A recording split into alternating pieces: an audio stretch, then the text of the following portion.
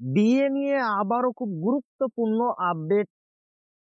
তো ভিডিওটি 1 সেকেন্ডের জন্য স্কিপ করবেন না, পুরোটা দেখবেন। আর আপনি যদি আমাদের চ্যানেলের নতুন দর্শক হয়ে থাকেন এবং চ্যানেলকে সাবস্ক্রাইব না করে থাকেন, তো অবশ্যই চ্যানেলকে সাবস্ক্রাইব করবেন এবং আমাদের পাশে থাকবেন। তো ভিডিওটি শুরু করা যাক।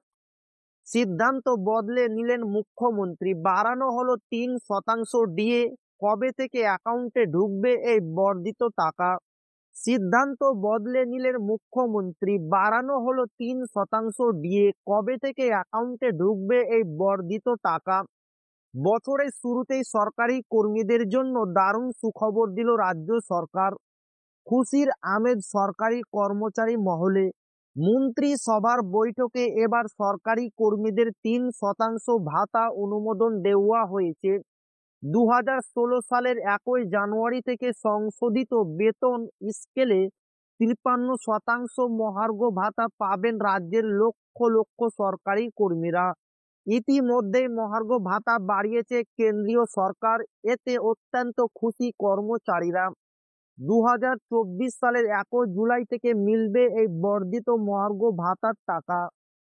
এই সুবিধা পাবেন রাজ্যের অবসরপ্রাপ্ত কর্মীরাও। বিভিন্ন দপ্তরে বিভিন্ন স্তরের মোট 5,33,737টি পদ অনুমোদিত রয়েছে বলে জানা গিয়েছে। এবার এক ধাক্কায় 3% দিয়ে বাড়ানোর সিদ্ধান্ত নিল ঝাড়খণ্ড সরকার। 1 জুলাই থেকে দেওয়া হবে এই বর্ধিত টাকা।